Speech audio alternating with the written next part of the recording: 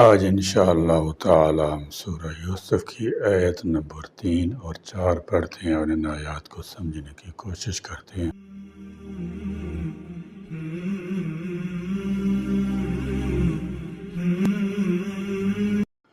اعوذ باللہ من الشیطان الرجیم، بسم اللہ الرحمن الرحیم۔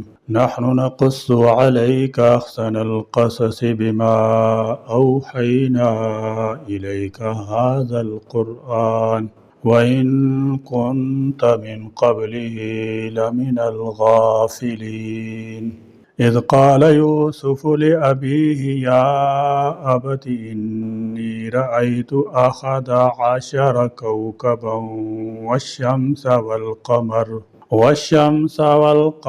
رأيتهم لي ساجدين۔ نحن نقص، ہم بیان کرتے ہیں، علیک، آپ پر، احسن، بہترین، القصص، بیان۔ نحن نقص علیک احسن القصص، القصص، قص یقص کا مصدر ہے، قصہ کی جمع قصص قاف کے کسرہ کے ساتھ ہے۔ فرمایا نحن نقص، ہم بیان کرتے ہیں۔ اللہ تعالیٰ جہاں اپنے لیے جمع کا صیغہ لاتے ہیں، اس کی وجہ یہ ہوتی ہے کہ اللہ تعالیٰ جل شانہ کا کام ایک الگ صفت کا تقاضا کرتا ہے۔ مثلا بیان کرنا صفت کلام کا تقاضا کرتا ہے، زمین و آسمان بنانا صفت خلق کا تقاضا کرتا ہے۔ اللہ کے سوا کوئی ہے ہی نہیں جس میں تمام صفات کمال موجود ہوں اور وہ اپنے آپ کو ہم کہنے کا صحیح حق رکھتا ہو۔ اس لیے اللہ تبارک و تعالیٰ اپنی اس حیثیت کا اظہار کرتے ہوئے اپنے لیے ہم کا لفظ استعمال کرتے ہیں، اور جہاں وہ واحد کا لفظ استعمال کریں، مثلا اننی انا اللہ لا الہ الا انا، وہ اپنی توحید کے اظہار کے لیے ہوتا ہے، کیونکہ اسی کی ذات واحد احد لا شریک لہ ہے۔ اس صورت میں چونکہ اللہ کے اپنے مرضی کے ارکام میں غالب ہونے کا اظہار کرنے والی بہت سی صفات مذکور ہیں، اس لیے نحن، ہم سے بات شروع کی ہے۔ فرمایا نحن نقص علیک احسن القصص، ہم تمہارے سامنے سب سے اچھا واقعہ بیان کرتے ہیں، یعنی اے حبیب صلی اللہ تعالی علیہ وسلم، ہم آپ کے سامنے سابقہ امتوں گزشتہ زمانوں کا سب سے اچھا واقعہ بیان کرتے ہیں، جو کہ بہت سی عجیب و غریب حکمتوں اور عبرتوں پر مشتمل ہے۔ اس میں دین و دنیا کے بہت فوائد، بادشاہوں، رعایا اور علماء کے احوال، عورتوں کی عادات، دشمنوں کی ایذاؤں پر صبر اور ان پر قابو پانے کے بعد ان سے درگزر کرنے کا نفیس بیان ہے، جس سے سننے والے میں نیک سیرتی پاکیزہ خصلتیں پیدا ہوتی ہیں۔ نیز اس صورت کے ضمن میں ایک انسان کی زندگی کے جملہ مراحل کو بیان کر دیا گیا کہ زندگی کے کن مراحل پر کیا کیا چیزیں انسان کو پیش آ سکتی ہیں اور ان سے وہ بہترین انداز میں سبک دوش کیسے ہو سکتا ہے۔ حضرت یوسف علیہ السلام کے واقعے کو احسن القصص فرمانے کی مختلف وجوہات بیان کی گئی ہیں۔ ان میں سے 3 وجوہات یہ ہیں۔ نمبر 1، حضرت یوسف علیہ السلام کے واقعے میں جس قدر عبرتیں اور حکمتیں بیان کی گئی ہیں، اتنی اور کسی صورت میں بیان نہیں کی گئیں۔ نمبر 2، حضرت یوسف علیہ السلام کے اپنے بھائیوں سے انتہائی اچھا سلوک فرمانے، ان کی طرف سے پہنچنے والی اذیتوں پر صبر کرنے اور بدلہ لینے پر قادر ہونے کے باوجود انہیں معاف کر دینے کی وجہ سے آپ علیہ السلام کے واقعے کو احسن القصص فرمایا گیا۔ نمبر 3، حضرت یوسف علیہ السلام کے واقعے میں انبیاء کرام، صالحین، فرشتوں، شیطانوں، جنوں، انسانوں، جانوروں، پرندوں کا ذکر ہے، اور اس میں بادشاہوں، تاجروں، عالموں، جاہلوں، مردوں اور عورتوں کے طرز زندگی کا بیان اور عورتوں کے مکر و فریب کا ذکر ہے۔ اس کے علاوہ اس واقعے میں توحید، رسالت، فقہی احکام، خوابوں کی تعبیر، سیاست، معاشرت، تدبیر معاش، ان تمام فوائد کا بیان ہے جس سے دین دنیا کی اصلاح ممکن ہے۔ اس لیے اس واقعے کو احسن القصص فرمایا گیا۔ بما اوحینا، بذریعہ اپنے وہی کرنے کے، الیک، آپ کی طرف، ھذا القرآن، یہ قرآن، فرمایا بما اوحینا الیک ھذا القرآن، یعنی یہ قرآن وہی کرنے کے ذریعے سے ہم تجھے سب سے اچھا بیان سناتے ہیں۔ اس کا یہ معنی نہیں کہ سورہ یوسف قرآن کی تمام صورتوں سے احسن ہے، بلکہ قرآن سارا ہی احسن القصص یعنی تمام بیانوں سے بہتر بیان ہے، جس میں یہ صورت بھی شامل ہے۔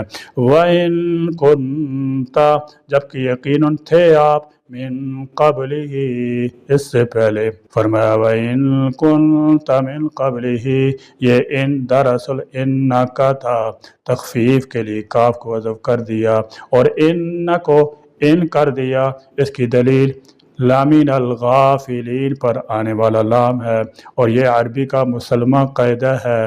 اسی کے مطابق ترجمہ کیا گیا ہے، ان اور لام کے ساتھ تاکید اس لیے کی ہے کہ کوئی یہ گمان نہ کرے کہ آپ یہ سب کچھ پہلے ہی جانتے تھے، جیسے کہ ہمارے کئی نادان بھائی کہتے ہیں، بلکہ دوسری جگہ فرمایا تِلْکَ مِنْ أَنْبَاءِ الْغَیْبِ نُوحِیہَا إِلَیْکَ مَا کُنْتَ تَعْلَمُهَا أَنْتَ وَلَا قَوْمُكَ مِنْ قَبْلِ هَذَا، یہ غیب کی خبروں سے ہے جنہیں ہم تیری طرف وحی کرتے ہیں، اس سے پہلے نہ تو انہیں جانتا تھا اور نہ ہی تیری قوم۔ لَمِنَ الْغَافِلِينَ، البتہ بے خبروں میں سے، یعنی آپ کو اس سے پہلے اس کی کچھ خبر نہ تھی، آپ امی تھے، نہ لکھنا جانتے تھے نہ پڑھنا۔ ایسے شخص پر ایسی بے مثال کتاب کا نزول کہ بڑے بڑے باخبر لوگ اس امی کے شاگرد بن جائیں، اس کتاب کے منزل من اللہ ہونے اور آپ کے رسول برحق ہونے کی دلیل ہے۔ یہ بھی معلوم ہوا کہ آپ عالم الغیب نہ تھے، جتنی وہی ہوتی وہ معلوم ہو جاتا، باقی خبر عالم الغیب کے پاس رہتی جو کسی کے بتائے بغیر سب کچھ جاننے والا ہے۔ عالم الغیب کہتے ہیں ایسی ہستی کو، اور وہ صرف اللہ تبارک و تعالی ہے۔ اس سورہ کا شان نزول یہ ہے کہ کفار مکہ نے یہود سے کہا کہ ہمیں کوئی ایسا سوال بتلاؤ جو ہم اس پیغمبر سے پوچھیں اور اس سوال کا وہ جواب نہ دے سکے، اس کا فائدہ یہ ہوگا کہ اس نبی کا سب بھرم کھل جائے گا، وہ جواب تو نہ دے سکے گا یا پھر مہلت مانگے گا، اور دریں اثنا وہ ادھر ادھر کی کچھ معلومات مہیا کرے گا جس کا علم ہو جانا بعید از قیاس نہیں۔ یہود یہ تو جانتے تھے کہ یہ نبی امی ہے، لہذا انہوں نے سوچ سمجھ کر ایک تاریخی قسم کا سوال کفار مکہ کو بتایا، جو یہ تھا کہ سیدنا ابراہیم، سیدنا اسحاق، سیدنا یعقوب علیہ السلام سب کا مسکن تو شام فلسطین کا علاقہ تھا، پھر بنی اسرائیل مصر میں کیسے جا پہنچے، یعنی اہل مصر کی غلامی سے آزاد کرانے کے لیے سیدنا موسیٰ علیہ السلام مبعوث ہوئے تھے۔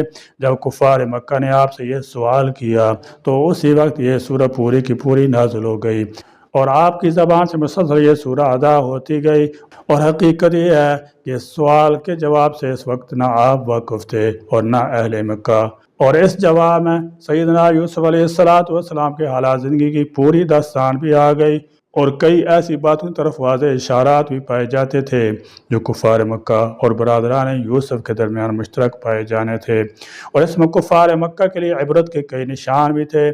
گویا یہ پوری سورہ قریش مکہ کے حق میں ایک ترقی پیشن گوئی کی حیثیت رکھتی تھی، اور وہ سب نشان عبرت پورے ہو کر رہے۔ مثلا اس سورہ کا شان نزول اور آپ کے نبوت کا ثبوت۔ پہلی عبرت کی بات یہ تھی کہ آپ نے فوراً کے سوال کا جواب دے کر یہ ثابت کر دیا کہ آپ فی الواقع اللہ کے نبی ہیں، کیونکہ وہی الہی کے علاوہ آپ کے پاس معلومات کا کوئی ذریعہ ممکن نہ تھا، لیکن پھر بھی یہ لوگ آپ پر ایمان نہ لائے اور اپنی ہٹ درمی پر قائم رہے۔ دوسرے یہ کہ جس نے برادران یوسف نے اپنے بھائی کو قتل کرنے یا جلاوطن کرنے کا ارادہ اس لیے کیا کہ کھٹکتے خار کو راستہ سے ہٹا کر اپنی راہ صاف کی جائے، بعینہ ہی اسی غرض کے تحت کفار مکہ نے بھی آپ کو قتل کرنے یا جلاوطن کرنے کا ارادہ کیا تھا۔ قصہ یوسف اور قریش میں مماثلت کی وجوہ، تیسرے یہ کہ جو تدابیر برادران یوسف نے سیدنا یوسف علیہ السلام کو اپنی راہ سے ہٹانے کے لیے اختیار کی تھیں، انہی تدابیر کو اللہ نے سیدنا یوسف علیہ السلام کے عروج اور سربلندی کا ذریعہ بنا دیا۔ اس طرح بعینہ ہی جو تدابیر کفار مکہ نے پیغمبر اسلام اور اسلام کو نیست و نابود کرنے کے لیے اختیار کی تھی، انہی سے اسلام کا عروج اور سربلندی حاصل ہوئی، اور یہی تدابیر کفار مکہ اور کفر کی موت کا سبب بن گئی۔ چوتھا یہ کہ جب اللہ تعالیٰ نے سیدنا یوسف علیہ السلام حکومت عطا فرمائی اور ان کے بھائی نادم شرمسار ان کی خدمت میں حاضر ہوئے تو آپ نے انہیں لا تثریب علیکم اليوم یغفر اللہ لکم وہو ارحم الراحمین کہہ کر معاف فرما دیا۔ اس نے رسول اللہ صلی اللہ تعالی علیہ وسلم نے فتح مکہ کے بعد اپنے جانی دشمن بھائیوں کو بالکل یہی الفاظ کہہ کر معاف کر دیا۔ مزید یہ کہ انہیں جنگی قیدی بنانے کی بجائے انتم الطلقاء کہہ کر انہیں یہ محسوس تک نہ ہونے دیا کہ وہ مغلوب مفتوح قوم ہے۔ اور اس تفصیل سے جو نہایت اہم سبق حاصل ہوتا ہے وہ یہ ہے کہ جس شخص کو اللہ سر بلند کرتا ہے اس کے ہاتھ سے مخالفوں سے مٹانے کی لاکھ کوششیں کریں کارگر نہیں ہو سکتی۔ اللہ انہیں کی تدبیروں کا رخ یوں پھیر دیتا ہے کہ وہی تدبیر اس شخص کی سربلندی کا ذریعہ بن جایا کرتی ہیں۔ یاد کرو جس وقت قال یوسف کہا یوسف نے لأبیہ اپنے باپ سے یا ابتی اے ابا جان، یا ابتی یہ اصل میں یا ابی تھا اے میرے باپ، یا حذف کر کے اس کی جگہ تا تانیث لائی گئی اور با کا کسرہ اس کی طرف منتقل کر دیا۔ یہ اظہار محبت کا ایک طریقہ ہے، جیسے اردو میں ابا کو ابو کہہ دیتے ہیں۔ انی بے شک میں نے رأیتو دیکھا 11 11 کوکبن ستاروں کو، والشمس اور سورج کو، والقمر اور چاند کو، رأیتہم دیکھا میں نے ان کو، لی اپنے لیے، ساجدین سجدہ کرتے ہوئے۔ فرمایا اذ قال یوسف لأبیہ یاد کرو جب یوسف علیہ السلام اپنے باپ سے کہا، یعنی اے حبیب صلی اللہ تعالی علیہ وسلم آپ اپنی قوم کے سامنے حضرت یوسف علیہ السلام کی وہ بات بیان کریں جو انہوں نے اپنے باپ حضرت یعقوب علیہ السلام سے کہی کہ اے میرے باپ میں نے 11 ستاروں، سورج اور چاند کو دیکھا، میں نے انہیں اپنے لیے سجدہ کرتے ہوئے دیکھا۔ حضرت قتادہ رضی اللہ تعالیٰ فرماتے ہیں خواب میں دیکھے گئے ستاروں کی تعبیر آپ علیہ السلام کے 11 بھائی ہیں، اور سورج آپ کے والد اور چاند آپ کی والدہ ہیں۔ آپ کی والدہ باجدہ کا نام راحیل ہے، اور مفسر سدی کا قول ہے کہ چونکہ راحیل کا انتقال ہو چکا تھا اس لیے چاند سے آپ کی خالہ مراد ہیں۔ سجدہ کرنے سے مراد ایک قول کے مطابق تواضع کرنا، فرمانبردار ہونا ہے، اور ایک قول یہ ہے کہ حقیقتاً سجدہ مراد ہے کیونکہ اس زمانہ میں سلام کی طرح سجدہ تحیت یعنی تعظیم کا سجدہ بھی جائز تھا۔ حضرت یوسف علیہ السلام کی عمر شریف 12 سال کی تھی، اور 7 سال اور 17 سال عمر ہونے کے قول بھی کتاب میں مذکور ہیں۔ سیدنا یوسف علیہ السلام کے حقیقی بھائی سر بن یمین تھے جو آپ سے چھوٹے تھے، باقی 10 بھائی سوتیلے تھے اور ان سے بڑے تھے۔ سیدنا یوسف سے ان کے والد سیدنا یعقوب علیہ السلام کو والہانہ محبت تھی، جس کی وجوہ کئی ہیں۔ مثلا یہ کہ والدین کو عموماً چھوٹی اولاد سے نسبتاً زیادہ پیار ہوتا ہے۔ دوسرے ان 2 بھائیوں کی والدہ فوت ہو چکی تھی۔ تیسرے سیدنا یوسف بہت خوبصورت اور حسین جمیل تھے۔ چوتھے یہ کہ آپ سب بھائیوں کی نسبت نیک سیرت تھے۔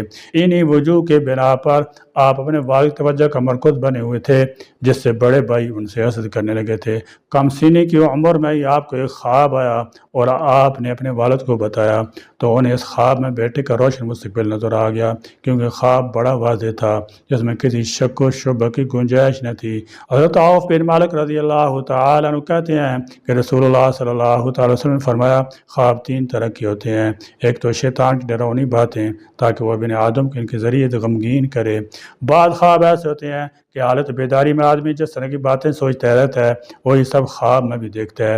اور اچھا خواب اللہ تعالیٰ کی طرف سے خوشخبری ہوتی ہے، اور یہ نبوت کے 46 حصوں میں سے ایک حصہ ہے۔ یہ بات کہ غیر اللہ کو سجدہ کرنا تو شرک ہے، پھر باپ نے جو نبی تھے بیٹے نے جو نبی ہونے والے تھے اس بات کو درست کیسے تسلیم کر لیا؟ تو اس کا جواب بعض علماء نے یہ دیا ہے کہ یہ سجدہ تعظیمی ہے جو پہلے شریعت میں تو جائز تھا، اور ہماری شریعت محمدیہ میں ایسا تعظیمی سجدہ بھی حرام قرار دیا گیا ہے۔ اور بعض علماء کے نزدیک یہاں سجدہ سے مراد اصطلاحی سجدہ نہیں جو نماز میں ادا کیا جاتا ہے، بلکہ سجدہ سے مراد پہ جھک جانا ہے، اور یہی اس کا لغوی معنی ہے۔ مگر اسی سورہ کے آخر میں خروا للہ سجدن کے الفاظ آئے ہیں، اور لفظ خرو سے پہلے قول کی تصدیق ہوتی ہے۔ اللہ تعالیٰ میں قرآن کی روشنی میں اپنی زندگی کو سنوارنے، اس کی ہدایت پر عمل کرنے کی توفیق عطا فرمائے، آمین۔ وآخر دعوانا الحمد للہ رب العالمین۔